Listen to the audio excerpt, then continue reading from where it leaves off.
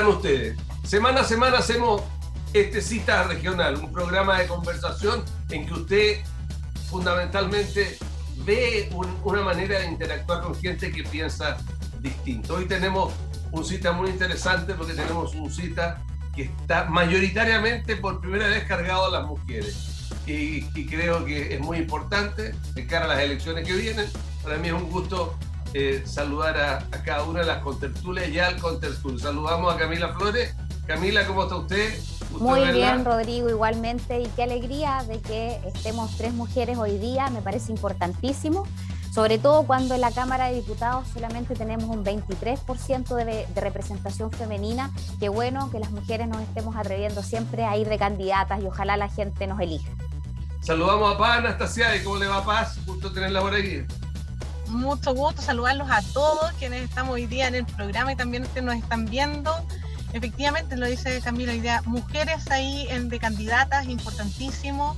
La representación país va de la mano justamente en tener conformado un órgano del Congreso Nacional que sea lo más símil a lo que vivimos como sociedad, mujeres y hombres definiéndonos, y eso es muy importante, por eso estas candidaturas. Esperamos que lleguemos finalmente a puerta y en el Congreso. Saludamos a María de Los Ángeles de La Paz. ¿Cómo le va, Canque? ¿Cómo estás, querido Rodrigo? Saludar especialmente a Tomás, a Camila y a Paz. Es un orgullo para mí poder compartir este programa para ti. Y por supuesto, mucho más mujeres a la papeleta y mucho más mujeres electas, porque necesitamos equipos mixtos, necesitamos la visión y la sintonía que tenemos las mujeres, especialmente con nuestros electores de este distrito, en este caso 7. Saludamos a Tomás de Rementería, siempre rodeado de bella. ¿Cómo está, Tomás? Aquí estamos constatando que estamos rodeados. ¿Cómo está el país? Se empoderaron las mujeres y afírmense. Yo espero que tenga un gran perfume de mujer el Parlamento, porque no me cabe duda que en política las mujeres lo hacen mejor que los hombres, como en otras cosas más. Oiga, Tomás, su maternidad les enseña cosas que los hombres les cuesta mucho aprender y se demoran mucho. Pero, y además que con su simpatía y su encanto pueden encantar a los electores que están tan desencantados. Así que la sonrisa venga por el centro o por la izquierda, o por la derecha, pero que sea sonrisa que convoque a los electores, es la tarea de estas 3 buenas mozas que están aquí en el cita regional, pues. Oiga, le mandaron saludos a un señor que me dijo que le había gritado hace un tiempo a ustedes de un auto: ¡no te vayas! Cuando una vez en el programa dijo que se iba a retirar de la política. Y me mandó a preguntarle, bueno, ¿se fue? ¿Volvió? ¿Por qué está?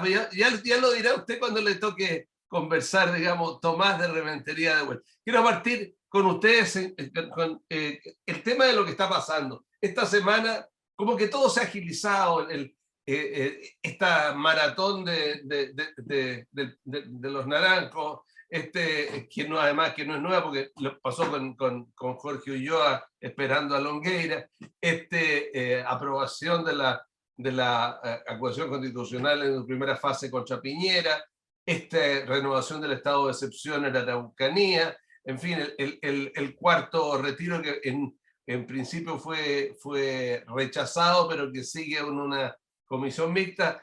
Hay muchas cosas de ese estilo, pero también cosas de la campaña que se están poniendo duras, como que uno de los candidatos está con COVID y capaz que no llegue a Chile. Quiero partir con ustedes, Camila Flores. Oye, quiero partir por lo último que dijiste, que a mí me parece francamente inaceptable. Yo creo que este caso de Franco Parisi, Rodrigo, es digno de estudio. Yo creo que esto no ha pasado en ninguna parte del mundo, que tengamos un candidato a la presidencia, además entiendo que como en el tercer, cuarto lugar de las encuestas, haciendo campaña desde el extranjero, y ahora, extrañamente, yo lo pongo en duda, creo que genera suspicacia a lo menos, él señala que tiene COVID. La verdad a mí me parece francamente inaceptable. Nunca había pasado en Chile que tengamos un candidato a la presidencia haciendo campaña o plasmando el doctor sus ideas. Cruz Coque, perdón Camilo, usted muy niñita, el doctor Cruz Coque, Léalo por ahí, hace ¿Pero muchos qué años. año sería eso, Rodrigo? No sé, pero estamos hablando desde el desarrollo fuerte de la democracia, que no hemos tenido un candidato en estas circunstancias. Probablemente no puede entrar a Chile por su deuda de pensión de alimentos, que eso es otro tema que a mí me parece gravísimo. Nosotros presentamos un proyecto para que toda aquella persona que sea candidato o candidata no pueda tener deudas pendientes con sus hijos. O sea, si no es capaz una persona de por lo menos cumplir con sus obligaciones primarias de padre o de madre, qué tipo de obligaciones va a poder responder y cumplir con Chile, con la patria. Yo creo que sencillamente es inaceptable cómo esta persona se está burlando de los chilenos, más allá de que no vaya a pasar a segunda vuelta probablemente, ¿cierto? Pero creo que dada esta situación vamos a tener que incluso hacer una modificación a nuestra legislación para establecer como normativa obligatoria de que los candidatos se encuentren en el país y que, insisto, no tengan deudas pendientes ni litigios pendientes, porque además esta persona de deberle la pensión de alimentos a sus hijos, entiendo que también tiene algunas querellas establecidas en su contra. Por lo tanto, uno, desgraciadamente, frente a estos hechos, tiene que subir el estándar. Dicho eso, respecto a los otros elementos que tú discutías, fue una jornada, Rodrigo, muy extensa. Yo no dormí nada el día, ¿cierto?, de la acusación constitucional. Bueno, todos los parlamentarios tuvimos que pasar de largo. Fueron 15 horas de alegato por parte del diputado Naranjo, más 5 horas que habló el abogado del presidente de la República. Fueron 20 horas en términos generales de la acusación. Y la verdad es que esta es una acusación que no tiene ningún fundamento porque la oposición sabe que la va a perder. Ellos saben que justo tuvieron los 78 votos en la Cámara de Diputados, pero porque es por mayoría absoluta, pero en el Senado las normas de quórum cambian. Ahí requieren de 2/3, es decir, de 29 votos, y la oposición solamente tiene 24. Ellos saben que no van a tener 5 votos adicionales del oficialismo y que por lo tanto esta es una acusación constitucional ya con un desenlace conocido, con un final conocido, que finalmente se termine rechazando la acusación constitucional. Y a mí me gustaría que este ímpetu y esta fuerza para legislar se tuvieran otros temas que son importantes, no sé, la reforma FONASA, la ley de pensiones y tantas otras materias sociales que son importantes para los chilenos, y este tema desde mi punto de vista no es importante para los chilenos. Anastasia. Bueno, yo comparto la primera parte de la intervención de hoy día diputada y también candidata Camila Flores. En cuanto a la candidatura de Franco Parisi, resulta realmente impresentable que alguien estima que puede ser candidato presidencial para un país, para gobernar un estado finalmente, con tanta poca pasión y compromiso con su propio país.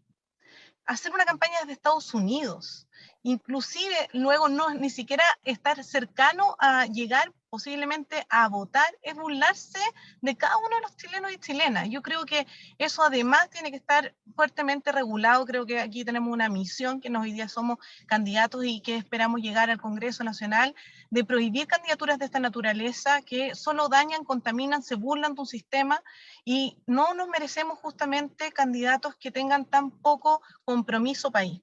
Así que yo creo que ahí ojalá el electorado sancione candidaturas de esta naturaleza, porque no nos hace bien justamente tener este estilo de candidatura dentro de nuestro país, dentro de nuestra democracia.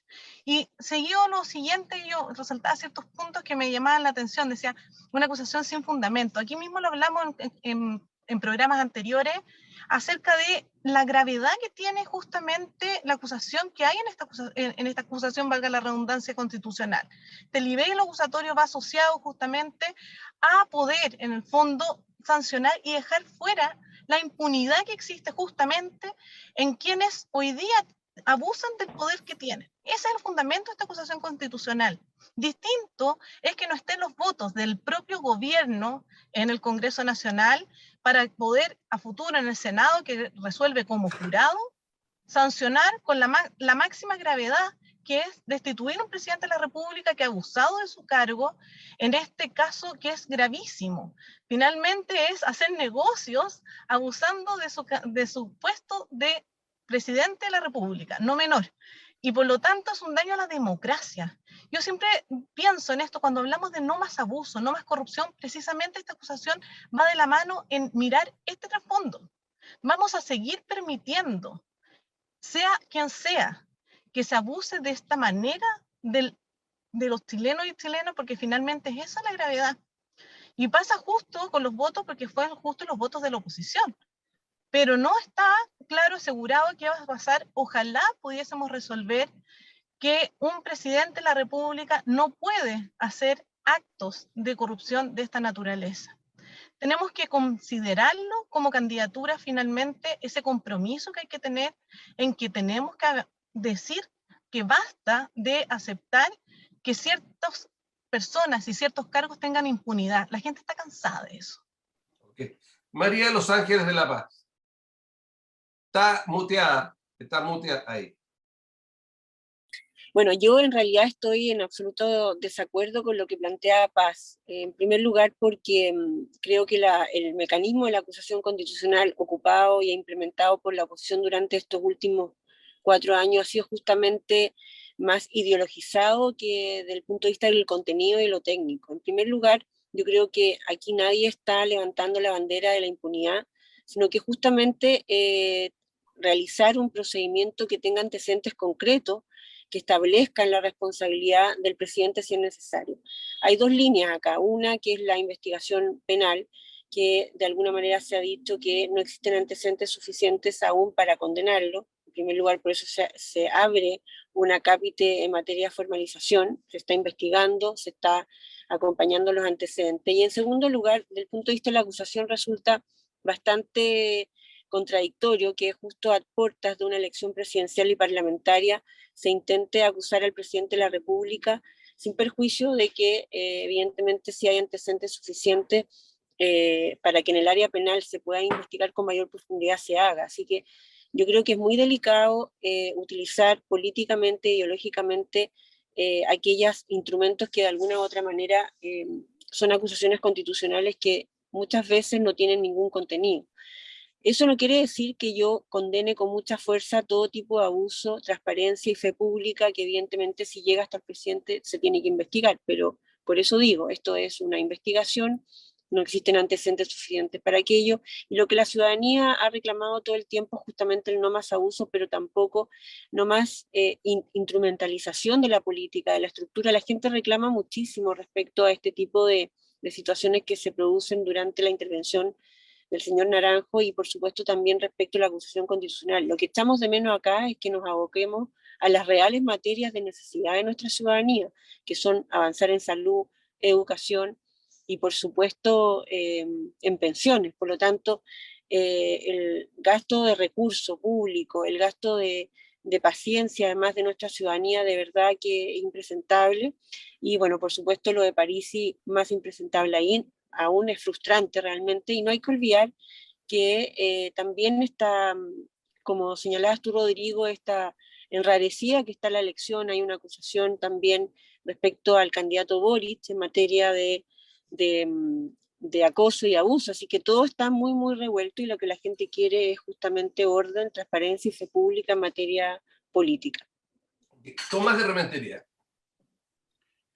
Bueno, la pregunta que usted me hacía y que usted sabe la respuesta, porque fue en este programa y en este canal, y a la misma hora que yo un día lo sorprendí a usted, le dije, me voy para la casa, me quieren ir a ver, que me vean en la cocina, porque yo no voy a ser cómplice de lo que sigue.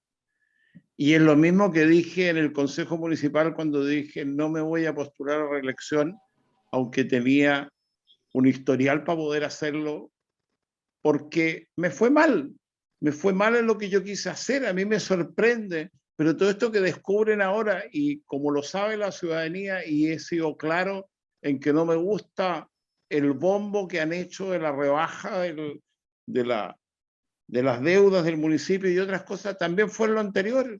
Y cuando yo fui y me presenté frente al Contralor Regional, con antecedentes de lo que pasaba al interior del municipio, el Contralor Regional de esa época me contestó que no tenía personal.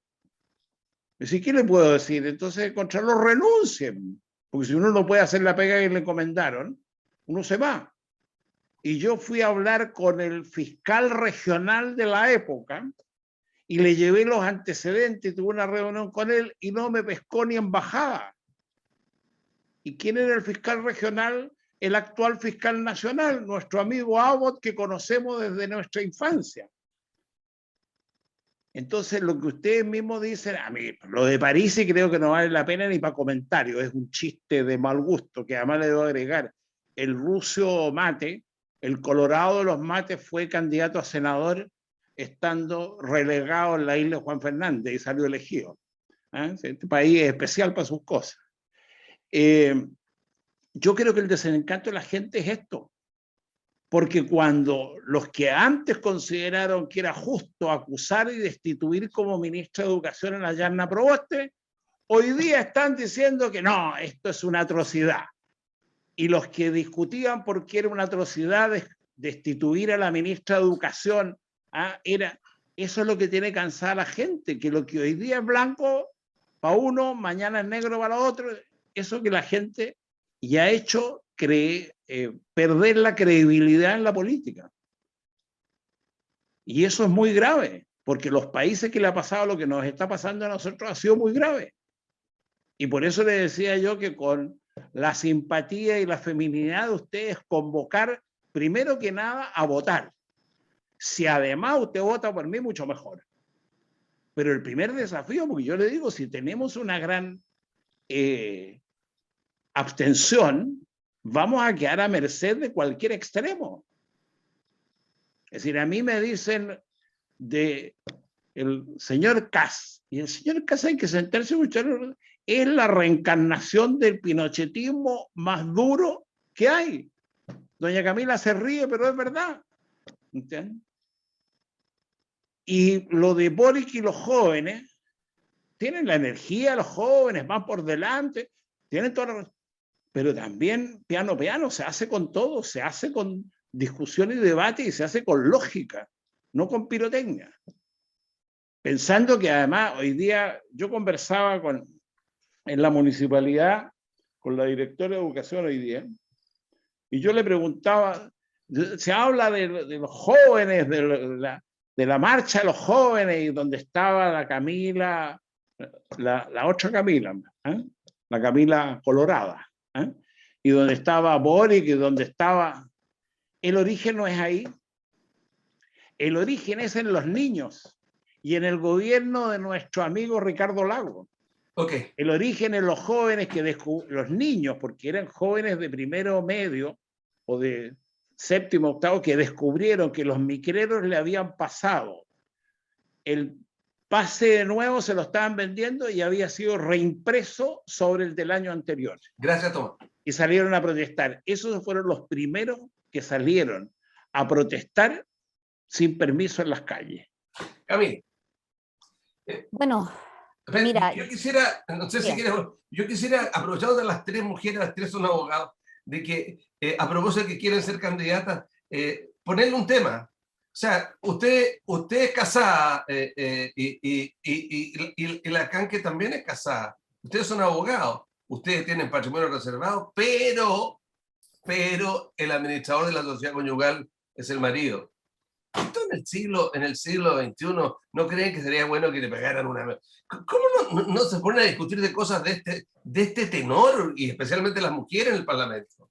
O sea, hay una cantidad de barbaridades, Rodrigo, porque no podría catalogarlos de otra manera, que todavía persisten en nuestro ordenamiento jurídico, normativas sumamente arcaicas.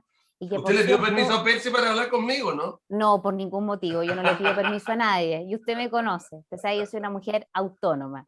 Oiga, no, pero volviendo al tema. De hecho, hace probablemente un año, debe ser, logramos sacar una norma que era tan retrógrada como esta, en la cual la mujer que se divorciaba, tú sabes que no podía contraer matrimonio, vínculo conyugal, sino después de un año.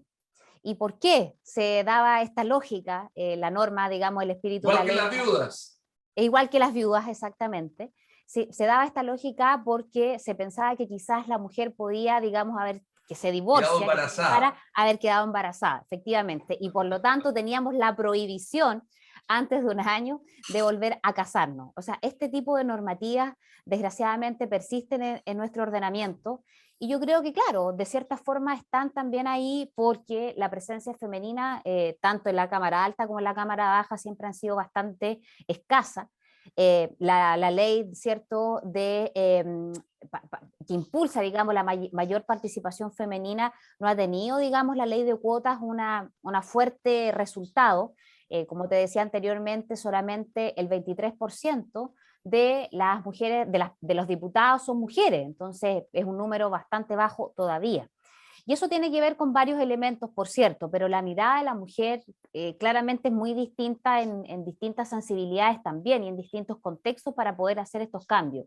Y yo creo que si bien se ha avanzado en algunos elementos, todavía falta mucho. Y claramente que la mujer no pueda administrar su propio patrimonio, las mujeres casadas en sociedad conyugal, evidentemente desde mi punto de vista es sumamente discriminador. O sea, cada persona, independientemente de su género, tiene las capacidades y las competencias para poder administrar lo propio. ¿Ya? Ahora, en ese mismo sentido, hay muchas mujeres casadas en sociedad conyugal, que yo te debo reconocer, que a mí me preguntan, me dicen, Camilita, ¿cómo lo hago usted que es abogada? Yo me quiero comprar una parcelita, pero la quiero poner a mi nombre y resulta que yo estoy casada en sociedad conyugal, pero yo no quiero que quede la mitad para mi marido. Entonces yo le digo, bueno, usted lo tiene que comprar a través del artículo 150 del Código Civil, que es lo que le permite a la mujer casada en sociedad conyugal poder comprar bienes, ¿cierto?, separadas del marido cuando ejercen una actividad o un oficio distinto y pasa a ser parte de su patrimonio. Pero tiene que tener ingresos propios. Tiene que tener ingresos propios. Y eso pero Rodrigo, pero ojo, pero hoy día en nuestra sociedad las mujeres se están atreviendo cada vez más a trabajar, a tener sus emprendimientos y terminar sus escolaridades. Pero me dice que las mujeres en el Parlamento están tienen como una asociación, no sé si lisa secreta, dicen que usted con Pamela Giles, por ejemplo, se llevan muy bien, en cosas increíbles. Después lo contará otro día. Hay una suerte de muy buena onda entre las mujeres parlamentarias, eso es verdad. Paz. Bueno, mujer todavía, como soy asesora legislativa, he hecho un listado de legislaciones que hoy día están al debe con las mujeres, de cambiar, y un poco en esta misma lógica, cuando aumenta el número de parlamentarias mujeres, hay cambios importantes también en las decisiones que son legislativas, hablando desde la maternidad, hablando también desde esto mismo. Me tocó trabajar en ese proyecto, asesorarlo en cuanto a que las mujeres, este impedimento que tenían las mujeres de casarse, porque al día siguiente los hombres sí podían hacerlo, al día siguiente de divorciarse y las mujeres no. Entonces, esos cambios son necesarios, pero también este proceso que hay. La ley de cuotas es la que permite, que también tuvo sus duras críticas en su momento, la que permite que tengamos mujeres candidatas, porque es un mínimo entre hombres y mujeres que tiene que haber de candidaturas para que se puedan presentar los pactos o los partidos políticos y poder tener elegibilidad. Entonces, y detrás de eso, ¿qué se logró finalmente? Este proceso constituyente que estamos viviendo hoy, que es paritario. Pero esto va asociado justamente al avance que hay sustantivo cuando se aumenta el número de mujeres, porque hay conciencia de cómo somos en sociedad. Yo siempre lo señalo porque no es un tema de cómo posicionar a las mujeres, sino que cómo representamos realmente la sociedad en que vivimos. Tenemos que cambiar incluso el giro en cuanto a la lógica de por qué las leyes de cuota, la existencia de las leyes de cuota o el equilibrio de género. A mí me encantaría, yo espero que la Constitución lo recoja, pero si no lo recoge la Constitución, desde Congreso debe avanzarse esta ley de equilibrio de género, que es una decisión electoral finalmente. Todo sistema electoral es una decisión de cómo vamos a representar a nuestros habitantes en los procesos de elección de escaño, de cupos, sea para candidaturas, en este caso los diputados. Debiésemos tener justamente no solamente la ley de cuota que hoy día nos rige, y quienes somos de partidos sabemos el machismo que hay detrás de los propios partidos que han tenido que acostumbrarse a incorporar mujeres. Hay partidos que son más avanzados que otros, no es el caso de todos, y para eso también nosotros damos una pelea intensa. Yo siempre hablo de dar las peleas por dentro, no por fuera, no esquivarlas, porque realmente tenemos que luchar por los derechos de todas y todas. Voy a hacer un ejemplo en lo que me gusta. Yo soy motoquera, hay pocas mujeres que andan en moto, Y una vez estaba en el semáforo y decía, mi misión es, no por mí, por las mujeres, por todas mis compañeras, salir primera en el semáforo. Y lo logré. Iba primera, porque yo decía supuse que para el que estaba mirando desde la calle no iban a esperar que la mujer fuera la primera. Hay que dar la pelea por dentro y creo compromiso ahí con pensar en las mujeres, en que somos representantes finalmente de las necesidades de nuestra sociedad, pero también de género. Ok. María de Los Ángeles. Bueno, ¿qué más? De acuerdo con lo que se ha señalado hasta ahora, efectivamente requerimos un empuje concreto en materia de avances de género y equidad, sobre todo teniendo en cuenta que, al igual que como señala Paz y como señala Camila, la modificación y la reforma es cultural, no solamente basta con una legislación en concreto del punto de vista de los avances. Nosotros culturalmente tenemos que equiparar esta cancha, que además tiene que ver justamente en política, en empleo, en materia de educación, en materia de acceso y oportunidades para la primera infancia, en el caso también de las mujeres, y potenciar justamente de esta manera los niveles de desigualdad que tenemos en materia de género, que de alguna u otra manera, como digo, no solamente a través de la legislación, sino que también cambios culturales. Es lamentable a veces que cuando se llega a la papeleta, los partidos incluso ponen a las mujeres así como a última hora en la inscripción para poder cumplir con este requisito de ley de cuotas. Así que eso es muy, muy lamentable, y yo me alegro mucho además que la convención se haya jugado por una convención paritaria. Creo que es fundamental tener equipos mixtos y sobre todo la sintonía y la percepción que pueden tener las mujeres en materia de legislación. No solamente en aquello, sino que también es una señal muy esperanzadora para las nuevas generaciones de que de alguna manera tenemos que tomar en consideración la necesidad de estar en todo nivel, a nivel político, a nivel de directorios en materia laboral, y por supuesto eso representa lo que ocurre en nuestros barrios. Nosotros tenemos muchísimas mujeres que lideran sus ollas comunes, sus comités de vivienda, sus organizaciones vecinales, y no es casualidad. Así que estoy muy de acuerdo con aquello, requerimos con más urgencia estos cambios profundos. Y en materia legislativa, bueno, los resabios en materia de sociedad conyugal, en materia de requisitos para poder comprar algún bien raíz, también por supuesto aparece con mucha fuerza la necesidad de evitar este tipo de discriminaciones. Ok, pero indudablemente se podría llegar ya, quizás, no sé, en Carabineros podría haber sido, porque ya en general las mujeres de Carabineros deben tener una directora general del cuerpo de Carabineros que fuera mujer. En la Marina todavía no hay almirantes mujeres. Rodrigo, en el ejército no sé si han llegado. Pero ahí... Una pildorita muy breve. Cuando fue el cambio ahora de general director de Carabineros, sonó muy fuerte la posibilidad de que el gobierno nombrara a una general director mujer. Estuvo muy cerca de que eso hubiese ocurrido. Habría sido una cosa interesante. Don Tomás. Mira, nada más que felicitar a las mujeres empoderadas, pero recordarles que las que educan a esos machistas que están en el Parlamento y en otras partes son sus madres. Esas madres, cuando pequeño, a la primera desilusión amorosa que tiene el muchacho y llora perdidamente porque esa mujer malvada lo abandonó, mamá viene y le dice: mijito, la única mujer que nunca lo va a traicionar es su madre. Y de ahí para adelante el compadre que abajo sospecha, entonces hacen todos estos tringulines, porque la demostración es que las mujeres tienen que esperar un año después que... ¿Por qué? Porque se van a robar la guagua. Es decir, es ya de un canibalismo estúpido, ¿ah? Pero son ustedes las que educan a los muchachos y hay que educarlos para hacer un gran respeto hacia sus madres, primero que nada, y a todas las mujeres, sin discriminación. Ok. Gracias, Tomás. Gracias, Canque. Gracias, Pa. Gracias, Camila. Estamos en un cita regional con mayoría mujeres absoluta. Ya volvemos, la pausa es breve.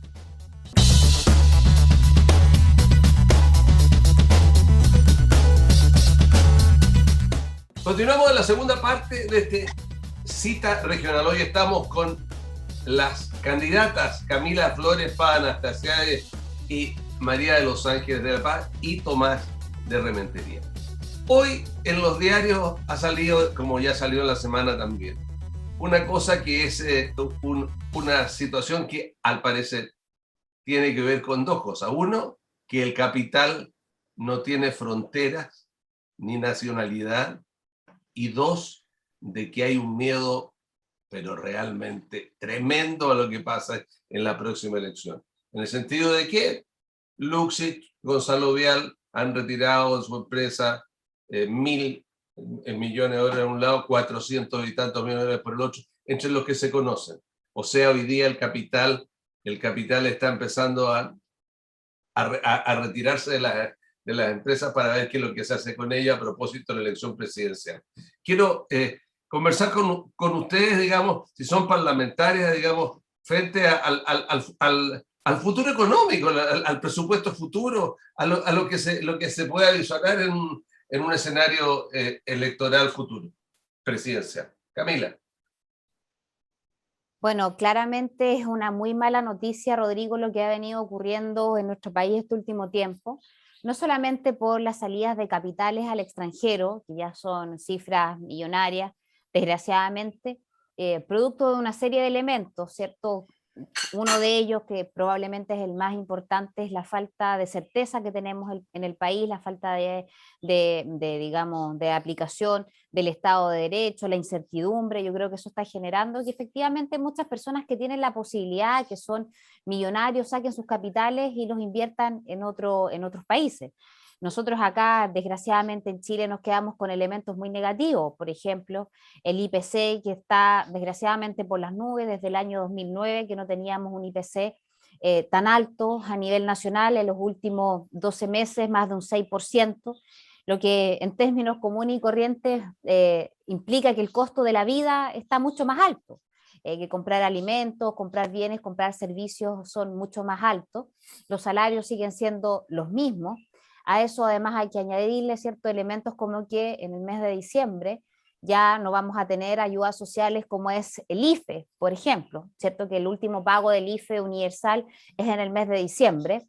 Y ahí yo en lo personal, Rodrigo, estoy impulsando un elemento que creo que va a ser importantísimo, que es conseguir un subsidio para aquellas familias vulnerables que están desgraciadamente con deudas altísimas del pago de luz y agua, producto que durante el estado de excepción constitucional postergaron el pago de estas, ¿cierto? Porque definitivamente no lo podían hacer, producto de la pandemia, muchas familias con desempleo y con suerte, ¿cierto? Podían llegar a final de mes con las ayudas que el Estado entregaba. Y tenemos a lo menos un caso en San Felipe que me llegó hace algunos días atrás, de una señora que debe 500.000 pesos de deuda de luz y que Chilquinta les permite repactar solamente en 36 meses. Para una familia vulnerable, Rodrigo, que tiene que comprar alimentos, en fin, una serie de cosas, además con un familiar enfermo, repactar en 36 meses para él es imposible. Entonces no saben cómo pagar estos 500.000 pesos que adeudan, porque definitivamente si no los pagan les cortan la luz o les pueden cortar el agua, que son elementos esenciales del día a día para cualquier familia sobrevivir. Ya yo estoy pidiendo que el gobierno pueda entregar algún subsidio que contribuya a este pago, ¿cierto?, de deudas acumuladas a nivel nacional a todas las familias, sobre todo las que no pueden pagar. Porque definitivamente no lo van a poder hacer, Rodrigo. Imagínate para una familia, cuando hay una persona enfermo y que son electrodependientes, ¿qué hace sin luz? O sea, es una cosa realmente un drama humano que muchas familias están viviendo en la región. Pues yo no sé usted qué hace ahí al lado de CAS. Y en la derecha, porque un ministro de Economía de la derecha le diría compre vela, pues, como le decía a los otros, cómanse la vaca. Pero a ver, Rodrigo, yo creo en una economía social, Camila, de mercado. Es la forma como te diría un economista. Pero uno no tiene por qué ser exactamente igual como siempre se ha pensado en la derecha. Yo tengo la capacidad de razonar de una manera distinta y tener matices, y creo que es legítimo. Está muy bien. Paz. Bueno, va a tocar un periodo complejo. Estamos tras un estallido, pero también tras una pandemia que generó una crisis profunda económica, no solamente a nivel nacional, sino internacional. Entonces, desde esa perspectiva hay que revolver a mirar ahí todo el país en cuanto a cómo lo vamos a gestionar. Permítame interrumpirte. El problema principal del enfoque es político. es los retiros, son los retiros, y es lo que piensa el sector empresarial sobre la incertidumbre futura de que una izquierda muy extrema pueda tomarse el poder. Entonces, ese es el punto. Claro que es el punto, claro, Rodrigo, sí, efectivamente, pero detrás de eso, ¿qué viene? ¿Cómo se efectúa la decisión de un primer retiro, segundo retiro, tercero y cuarto, que hoy día se va a mixta el cuarto retiro? Va asociado a una crisis de pandemia. Es una situación absoluta excepcionalidad que se produce con ocasión de la escasez de recursos de los hogares. Entonces, cuando hablaba Camila justamente, tenemos una realidad país. Yo siempre lo comento, el 50% gana menos 400.000 pesos del país. Esa es nuestra realidad. Entonces tenemos grandes fortunas y patrimonios que representan menos del 1% de los hogares chilenos. Entonces tenemos un 99% por el cual tenemos que trabajar y abogar. ¿Cómo miramos? Y desde la misma mirada política, ¿hacia quién apuntamos? ¿Quién es propiamente el motor de la economía interna del país? No estamos hablando de las grandes fortunas propiamente, que por supuesto que aumentan el PIB interno del país, sino que estamos hablando del motor de la economía, que son justamente los emprendimientos, las verdaderas micro, pequeñas y medianas empresas, que además de tener un reporte inmediato de economía hogar, también significan empleabilidad.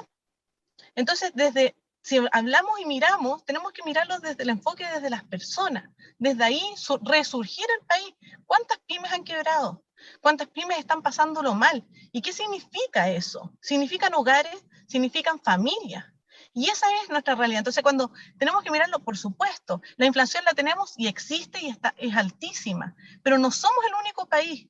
Los mismos economistas, algunos han dicho, bueno, es determinante el 10%, y ellos mismos han respondido, es uno de los factores o uno de aquellos que más relevante hoy día para la inflación, pero no es directo, inmediato, únicamente los retiros. Okay.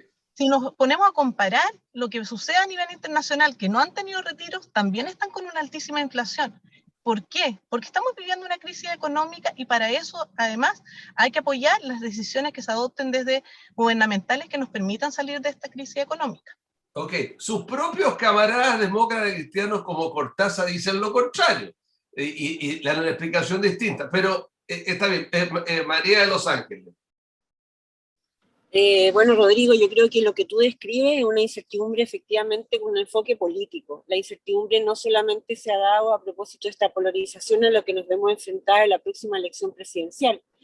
La implementación de políticas anti-desarrollo inmobiliario, anti-desarrollo empresarial, esta lógica también de ver cada vez que se habla de un modelo de crecimiento, demonizar un poco el tema de poder generar la inversión. Entonces, esta incertidumbre no tiene que ver solamente con el tema de los retiros, el tema del estallido, sino que justamente tiene que ver con unas lógicas que vienen desde los gobiernos locales hasta los gobiernos regionales, que de alguna u otra manera han producido una incertidumbre feroz cuando de alguna manera hay muchas limitaciones también en hacer negocios y desarrollos legales y viables, digamos, en cada una de las ciudades o en cada una de nuestras comunas. Entonces, lo que yo creo es que esta polarización a la cual nos enfrentamos el próximo 21 de noviembre justamente es una incertidumbre política. Y evidentemente se ha retraído la inversión, el crecimiento y una inflación que efectivamente es la peor de hace ya más de 12 años. Yo creo que es muy importante acá poner un mensaje quizás de contribución y de esperanza, de que de alguna manera tiene que haber un acuerdo en que hay ciertas materias que tenemos que desarrollar. Efectivamente, tal como dice Paz, el corazón de la economía local son los emprendedores. Yo por eso dentro de mi campaña he promovido una ley de emprendedores y emprendedoras, pero no por eso también cuidar aquellos empresarios que de alguna u otra manera con mucha fiscalización y con muchas limitaciones legales también tienen que aportar y también generan empleo, generan inversión y también generan el movimiento del país. No hay que demonizar en el fondo aquellas situaciones que se hacen de buena manera. Lo que sí es importante hacernos cargo definitivamente y más que titulares populistas y eslogan, que es lo que ha ocurrido a propósito del 10% y otras materias, de las reales necesidades de las personas. Es decir, hace 12 años que tenemos pendiente la reforma en materia de pensiones, ¿Para qué decir la legislación en materia de primera infancia, la legislación en materia de salud? De alguna u otra manera, el populismo también ha generado incertidumbre y el eslogan no contribuye a la solución de ninguno de los problemas reales de cada una de las personas. Tomás de Rementería. Mira, a mí me sorprende el terrorismo financiero que han iniciado los grandes empresarios del gran capital, que declaran, como el señor Lux, yo me llevo $1.000 millones, yo me llevo 400 millones de dólares. Y la pregunta, ¿de a dónde lo sacaron? Lo sacaron de aquí, de Chile. Lo sacaron de las riquezas de Chile, de los pulmones de los chilenos. Y a la primera de cambio agarro la moneda y me voy. Son tan patriotas. ¿Y para qué? Esa antropofagia del dinero que tienen, ¿para qué? Si quedó claro en los faraones que no te van a enterrar con lo que tenés, no sirve. Y no entienden el desencanto que producen en la gente. Porque nosotros hablamos de esto, de las finanzas, y usted sabe la gente que no tiene ingreso, y usted sabe la gente que, como decía Camila, debe la cuenta de la luz de hace 2 años y la del agua y el colegio y esto, y no tienen asco en cobrarles. Entonces estos dos extremos de la cosa, yo creo que son muy graves y son los que impulsan al desencanto, y que es tierra fértil para los extremismos y la violencia. No se arregla con extremismo ni de derecha ni de izquierda los grandes conflictos de la gente. Okay. Y eso no hay que ir a ninguna parte más que mirar la historia nomás, y la propia nuestra. Okay. Y de ahí aprenderemos, porque si no la factura que vamos a pagar va a ser muy alta. Este es el último cita antes de la próxima elección. Y no quiero dejar pasar la oportunidad de preguntarle a ustedes, a cada uno de ustedes, a Camila, a Paz, a Kanke y a Tomás. ¿Cómo ven ustedes qué va a pasar? ¿Va a votar cuánta gente? ¿Quiénes son los dos primeros candidatos, los dos candidatos que van a pasar a segunda vuelta, o alguien que va a ganar en primera vuelta de frente? ¿Qué es lo que piensan, sienten, creen o quieren cada uno de ustedes? Camila. Lo que yo espero, bueno, Rodrigo, yo espero que vaya mucha gente a votar. Yo tengo fe, yo soy una mujer creyente y espero que Dios nos ayude a que vaya mucha gente a votar. Yo creo que esta elección es sumamente relevante para Chile, no solamente por la presidencial, sino que también por la parlamentaria y de consejeros regionales. Yo de verdad quiero invitar a todos los vecinos de nuestra región a que vayan, que voten, que participen, que no dejen que una minoría tome la decisión por ustedes. La democracia se robustece cuando nosotros, quienes tenemos derecho a voto, lo hacemos carne. Pero el derecho a voto, yo creo que más que un derecho es un deber que tenemos con Chile, que tenemos con nuestra región. Y por eso, más allá de que el voto sea voluntario, yo los invito a que cumplan con ese deber, para que después podamos reclamar como corresponde, alegar contra quien corresponda y exigirle a las autoridades que usted elija. Por eso es importante que vaya. Yo le pido en mi caso, por la región cordillera, que me apoye, soy el número 61, espero que vote por mí, espero que en Marga Marga vote por Percy Marín como consejero regional, y yo creo, Rodrigo, que en la elección de la presidencial yo creo que vamos a tener sin lugar a dudas segunda vuelta. No veo viable que alguien gane en primera por cuestiones matemáticas, son 7 candidatos, vamos a ver cuánta es la participación, por lo tanto una segunda vuelta creo que va a haber sí o sí. En mi caso, mi candidato presidencial es José Antonio Kast, pero yo creo que la segunda vuelta va a ser entre José Antonio Kast y Gabriel Boric, no creo que ocurra algo distinto. Uno lo ve y lo siente también en la calle, más allá de que las encuestas algo así plasmen. Creo que las encuestas se han equivocado mucho, bastante en nuestro país, pero mi sensación ambiente de recorrer el distrito, yo creo que esa es la realidad que vamos a terminar teniendo, digamos, candidatos presidenciales que no van a sacar el 30 y tantos %, yo creo que van a ser mayorías bastante relativas, no creo que alcance a alguien a sobrepasar el 40% de la votación, y creo que finalmente esto se va a dar efectivamente entre 2 polos y 2 candidaturas que son muy distintas y que en definitiva tienen 2 proyectos demasiado diferentes para Chile, el de José Antonio Kast y el de Gabriel Boric. Pero espero, digamos, que sobre todo que la gente vaya, que participe. No da lo mismo que en gobierne, no da lo mismo los parlamentarios ni los consejeros regionales que tengamos en la región. Es fundamental tener a los mejores, a las personas consecuentes, valientes y sobre todo, Rodrigo, que han hecho la pega este último tiempo. Yo creo que eso es fundamental y creo que sobre todo esa invitación a que la gente participe, que nos acompañe en las elecciones. Ya hemos visto lo que pasa cuando votan pocos ciudadanos. Después empiezan a todos reclamar y todos se están lamentando. Pero cuando uno tiene la posibilidad de hacerlo, no van, no votan. Y por eso, porque es su deber con Chile, con la patria, vaya, participe y vote este próximo 21 de noviembre. ¿Es lo que tú crees o es lo que tú quieres? ¿Qué cosa? ¿Que vaya la gente y participe? No, que sea el duopolio, como diría. No, o sea, a mí es lo que yo creo que va a ocurrir, Rodrigo. Si es lo que yo creo, es la realidad. Okay. Para Anastasia, ¿qué cree usted, digamos? ¿Qué quiere usted? ¿Cómo ve esto que va a pasar el próximo fin de semana? Bueno, estamos hablando de elecciones presidenciales, por lo tanto, no conversamos ahí tras bambalina, pero es donde mayor participación hay. El voto voluntario, sí, efectivamente es voluntario, pero ahí yo siempre, mirándolo desde las distintas ópticas, más que un deber, yo le digo, es un derecho. Tenemos derecho a votar como ciudadanos y ese es el compromiso que hay que tener. Yo también esperaría y ojalá que logremos una importantísima votación. No da lo mismo quien gobierna. Este es el mejor ejemplo de gobierno para esta frase. No da lo mismo quien gobierna el país. Cuando hablamos de la necesidad de que exista votación y que se mueva la mayoría, también hablamos de la concientización de un grupo que a veces queda ajeno a las decisiones que permiten justamente convivir de forma más armónica. Nosotros vamos por los cambios, las transformaciones, pero también entendiendo que queremos estabilidad.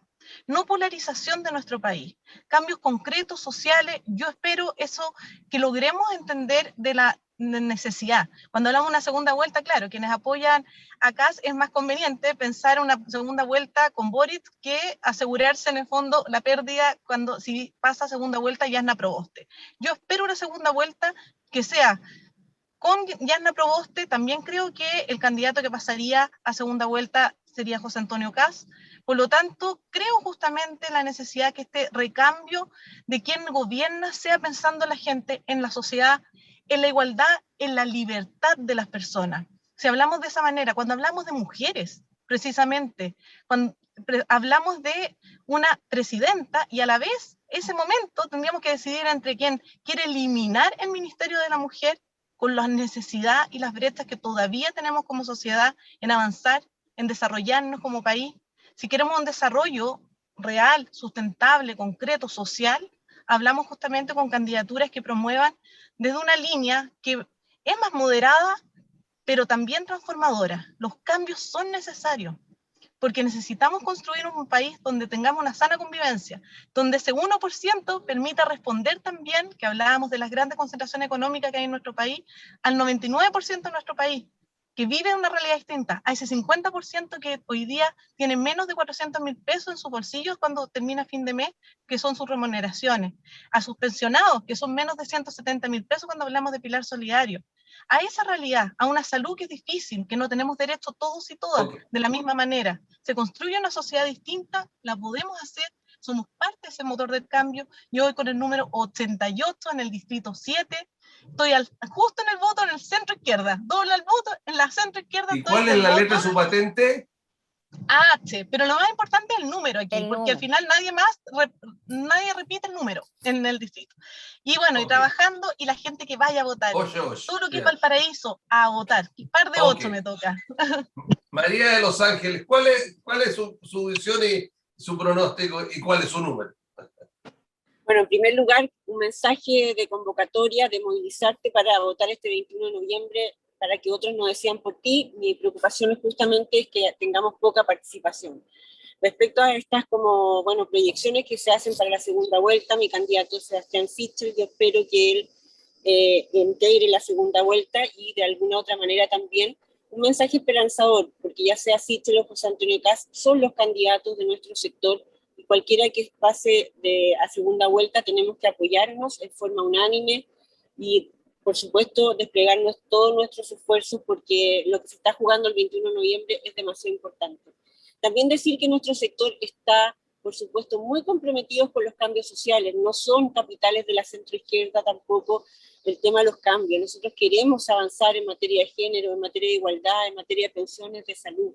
Por lo tanto, la construcción de esos cambios de un Chile distinto no es propiedad de ningún sector político, sino de aquellos que queremos hacer la pega. Yo soy María de los Ángeles de La Paz, mi número es el 63, y tal como lo he dicho durante toda mi campaña, me cruza la convicción en la libertad, pero por supuesto en hacer el trabajo de verdad, sin populismo ni ideología, y por supuesto espero que este 21 de noviembre se apueste justamente para quienes queremos hacer la política de distinta manera. Tomás de Rementería, ¿cuál es su visión y su pronóstico? Después de estos pronósticos femeninos aquí, indudablemente mi pronóstico simple es la convocatoria y la tolerancia es fundamental. Hemos cometido tantas barbaridades en el último tiempo que los ciudadanos tendrán que decidir qué parlamento va a haber y quién va a presidir este país. Es decir, no ha habido gobierno y a don Rodrigo le consta cuando salió elegido Sebastián el Breve, yo dije me voy a abstener a opinar porque no sale por sorteo, lo eligieron. No es que no lo conozcan, ya fue presidente 4 años. En el tinglado que estamos terminando este gobierno, era hace unos años atrás inimaginable.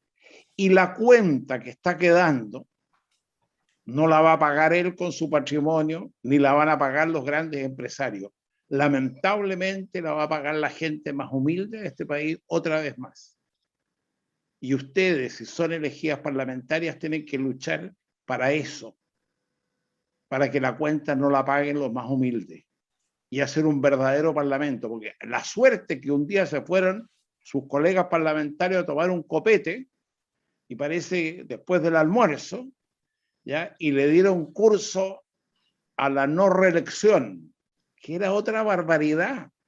Gente con 20 y tantos, 30 años en el Parlamento. Es decir, que entren jóvenes y mujeres como ustedes, más allá de los colores, felicitaciones, y que la cordura acompañe y sean ustedes las principales impulsoras. Les deseo lo mejor. Pero no dio su pronóstico presidencial. No.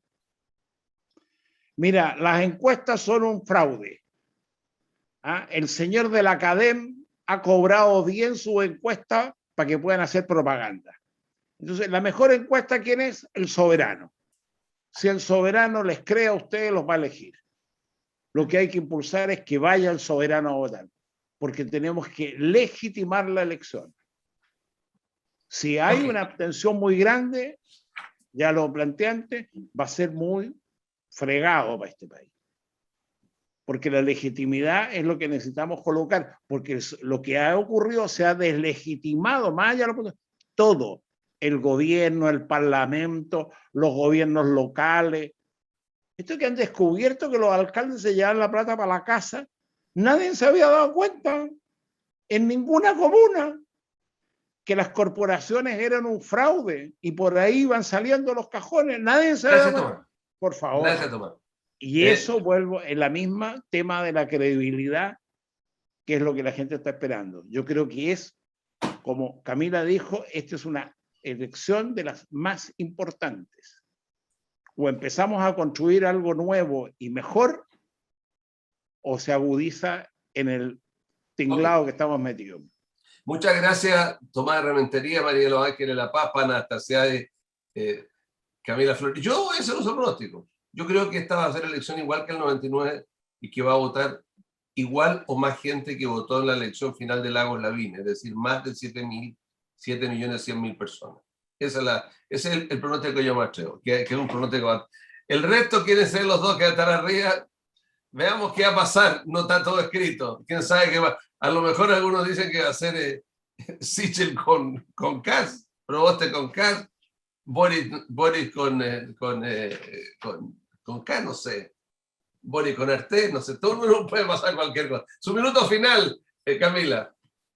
No, solamente agradecer, Rodrigo, este espacio. Yo creo que este espacio de debate de las ideas es muy significativo para que los ciudadanos se puedan formar una opinión respecto de quiénes somos candidatos en estas elecciones. No da lo mismo porque yo creo que es fundamental también tener capacidades y demostrar que uno conoce la realidad y que tiene capacidades también para gobernar. Los que somos parlamentarios, ¿cierto? Tenemos un rol fundamental y los que pretendemos seguirlo siendo. Así que insistir con el llamado a que de verdad vayan y participen. Ojalá tu pronóstico sea cierto y tengamos más de 7 millones, ojalá sea mucho más. Somos casi 19 millones de compatriotas. Ojalá vaya mucha gente a votar porque realmente es importantísimo. Hay muchas cosas en nuestro país que necesitamos modificarlas y mejorarlas, vivir en paz, recuperar el orden, el respeto, la credibilidad en la política, es fundamental. Y para eso, quienes tienen la decisión o quienes van a tomar esa decisión son ustedes, quienes hoy día nos acompañan a través de sus televisores. Gracias. Ah, espera, número 61, no se olviden, 61, sí. Paso 88, su minuto final. El número 88, efectivamente, bueno, yo he hecho una campaña de mucha conexión territorial y esa pérdida de confianza en la política existe, hoy día es real. Tenemos que volver a retomar un rumbo en la política y para eso el recambio es necesario. También la confianza que generan candidaturas que somos mujeres, vamos de la mano en recuperar confianzas, en preocuparnos justamente y ocuparnos de las problemáticas de la gente. En ese compromiso yo estoy y junto con ello es humanizar la política. Le perdimos el sentido humano, la conexión que es inherente a la política, que es el servicio público, el servicio hacia la comunidad.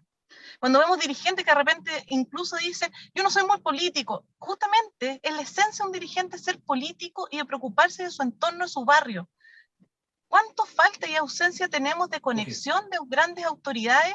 Y este es el momento de decidir justamente por ese voto, vote 88, mi candidatura a diputada con el compromiso que estaremos pensando en las necesidades de la gente. Faltó Canque 63, que se le cortó la transmisión. Don Tomás, que no, su minuto final. Bueno, yo desearles lo mejor. El candidato que yo propongo, ustedes lo conocen, ¿ah? Tengo la suerte que se llame igual a mí, tengo la suerte que sea mejor que yo y que es la nueva generación, y el Tomás de Rementería es el 85, y si la ciudadanía le permite acompañarla a esta buena moza, yo creo que lo va a hacer muy bien, porque es un buen muchacho, ¿ah? Y que puede hacer un muy buen aporte. Así que al 85, que está un poquito antes del 88. Ok, muchas gracias. Para mí ha sido un gusto realmente la conversación con mi amigo Tomás y con estas tres chiquillas, con candidatas Camila, Paz y María de los Ángeles. Que les vaya muy bien. Y usted que nos está mirando, le vuelvo a decir, no es lo mismo que otro vote por usted. No es lo mismo que usted se quede en la casa, que se haya paseo, que se haya Disneylandia, que se haya... Usted va a decidir su destino, el destino de sus hijos y de sus nietos. Esta es una elección muy importante. Vaya y vote. Vote por presidente, vote por diputado o diputada y vote por consejero o consejera regional. Que estén ustedes muy bien.